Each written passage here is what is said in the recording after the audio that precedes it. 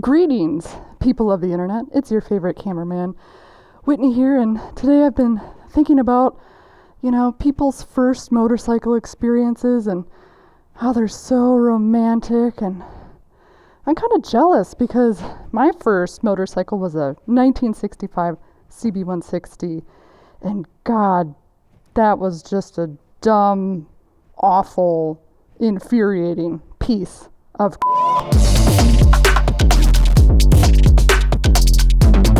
By the way, that's Davis, also known as Big D, double D's. But you know what my favorite thing about modern motorcycles is turn the key. Oh my God, it's got power, and this is by far the best part. Watch this. Oh my God.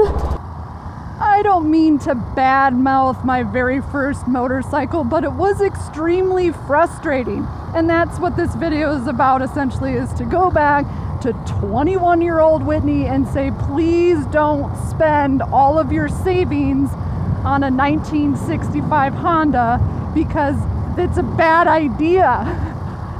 I'm not a mechanic. I didn't have experience with any motorcycles. No one in my family was experienced with motorcycles. I lived in an apartment. I didn't have a garage, nor a lift, nor really that many tools to get started on a motorcycle like that. So that's what this video is dedicated to. So 22-year-old Whitney, who's there in the other dimension of the past, this is for you and anybody else who is even considering getting a vintage bike. Now, not a bike that's early 2000s, that's dipping a toe in antiquity, but you could still find a bike that maybe just needs a refreshing sort of trip to the garage spot, right? Like an oil change, new spark plugs, a new air filter. Those things that are good things to know how to do on a motorcycle, good place to get started.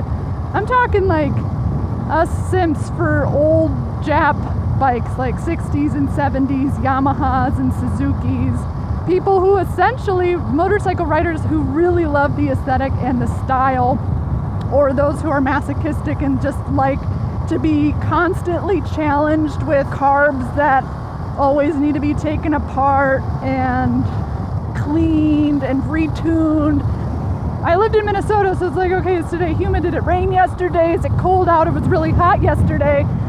Okay, I gotta, get a flathead screwdriver and sit and tune my carbs. So I spent most of my time not riding. When I did ride, there is something very, very sweet about riding a motorcycle that you've been wrenching on and getting it to work.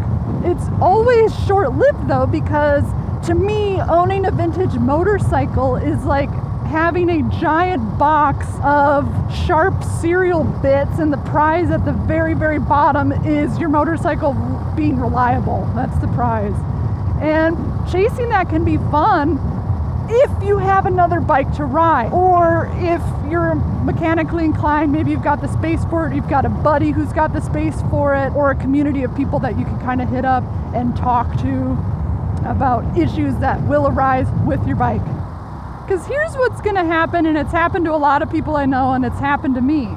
You go to the person that you're going to buy this bike from, they're going to start it, they're going to sweet talk it, you're going to kind of look it over, and if you don't have a ton of experience, you can be like, oh, this looks clean, right? This looks good. You don't really know what you're looking for, starts right away, and you buy it. And then you get home, and the next day, the ethereal Midas touch of the person who owned this bike is no longer in proximity of the ignition, and it's not going to start. And it's like, what? This was running, and then you start the dig. Oh, you start the dig, and you dive deep on this motorcycle. And pretty soon you're changing the oil, and you're like, what's that? Are there specks of like, what is that? Metal? You're finding layers and layers of exhaust gaskets of various decades and various materials, all nicely carbonized and put together in one solid fossilized piece of idiocracy on your bike. Because when you're buying a vintage bike, it's not like you're buying something to ride. You're buying a project, and B, you're inheriting this essentially physical manifestation of a timeline of owners and their problem-solving solutions to various mechanical issues with a bike that's that old. I'm talking rounded out screws that were JIS and not, Phillips heads, despite them looking very similar. With my 1965 CB160, I essentially had to take the entire engine apart on my coffee table that I was absolutely willing to sacrifice, digging in there, finding out that there's just scuff marks all in the cylinder walls because a piston ring exploded, needing to get new pistons and find those. Did I get a bunch of dog hair in my engine case? Yeah, I did. There was just, it's not a very clean and orderly place. Sit and take your engine apart on your coffee table, but that's how much of a simp you are for the CB line of Hondas. Okay, I don't want to go down the rabbit hole of all the different things that could possibly be wrong with your 50-year-old motorcycle, because I'm going to cook to death out here in the Texas heat rambling on.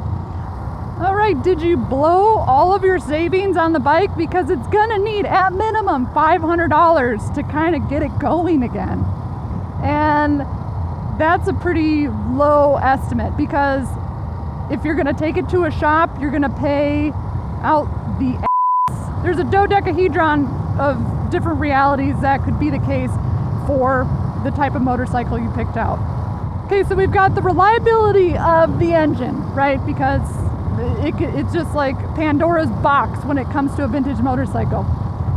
You've got money. How much money do you want to spend on it? Do you have time to spend wrenching on your motorcycle and sinking your carbs and rejetting them and pulling them off and that sort of stuff? Another factor too is like owning a vintage motorcycle is a completely different experience than owning a modern motorcycle, because the best way I could describe it is that owning a modern motorcycle, something that's reliable, trustworthy, and has essentially better performance figures, is like a romantic sort of, engagement, right? It's fun, it's exhilarating.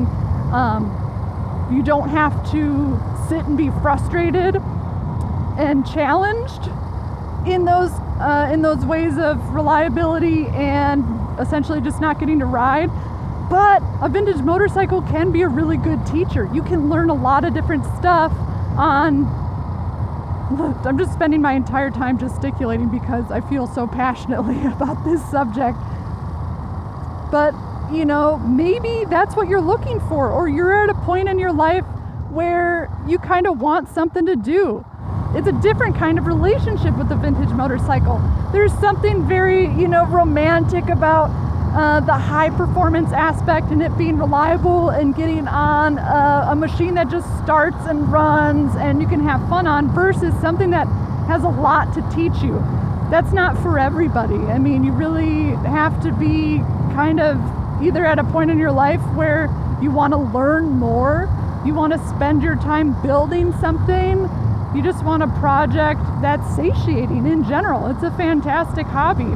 And now it's been a few years, but I'm kind of getting that itch back to have something fun to work on, and kind of looking at Craigslist and seeing if there's any bikes, that aren't someone's project, because, oh dear God, please do not buy somebody's 75% completed, cafe'd out anything. Don't buy it. God, that can be such a headache. There's a reason why they're selling it.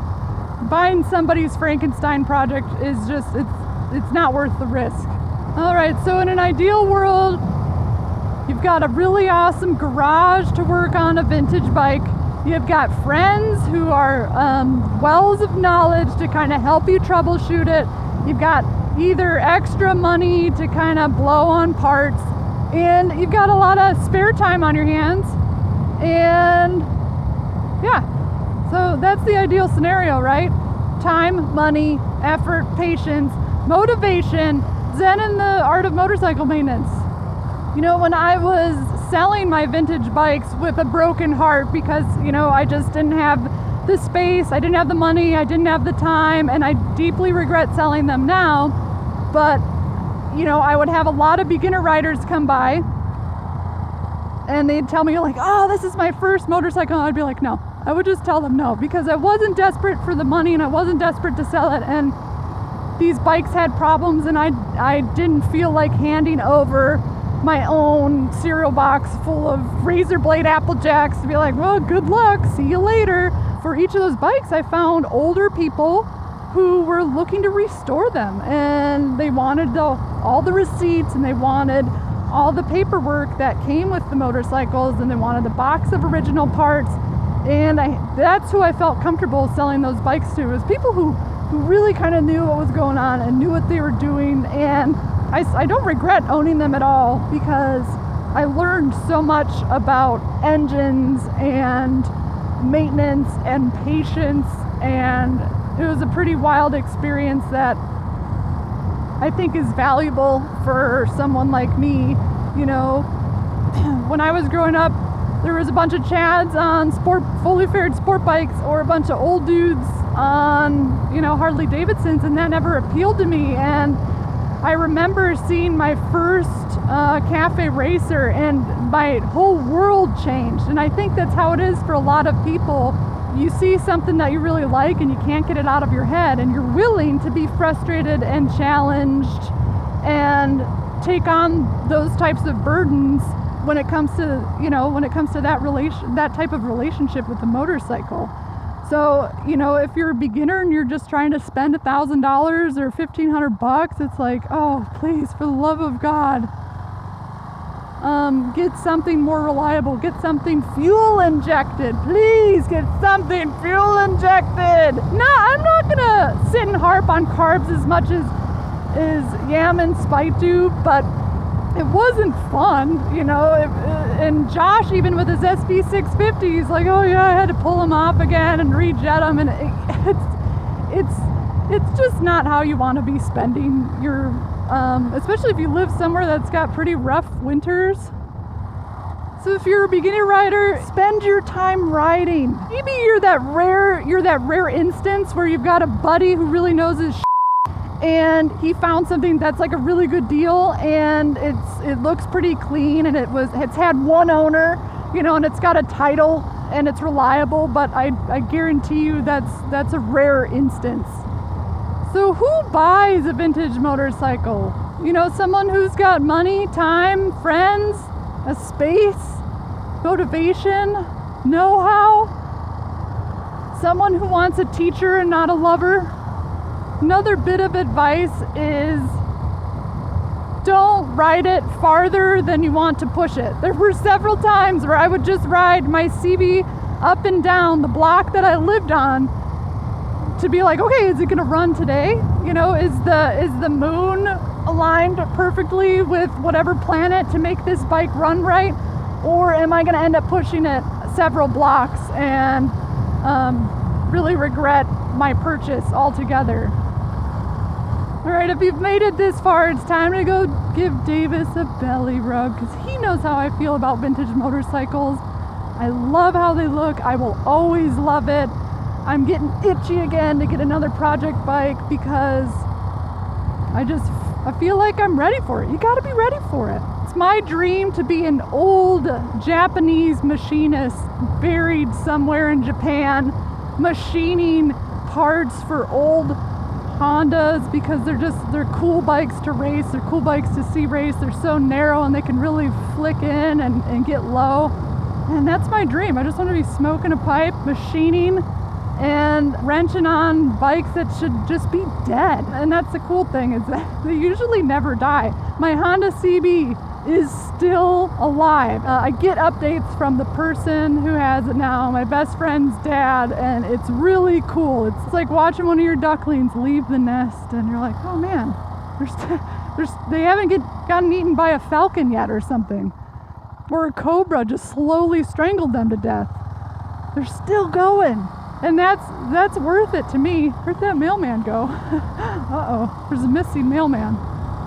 That's a good boy. You get belly rubs for the viewers who made it to the end. Oh. Freak! So real bummer, this video is actually over, but you're in luck. There are hundreds of other Yammie Noob videos you can go and check out. Hit this one right over here. Watch it. Do it for Yammie-chan.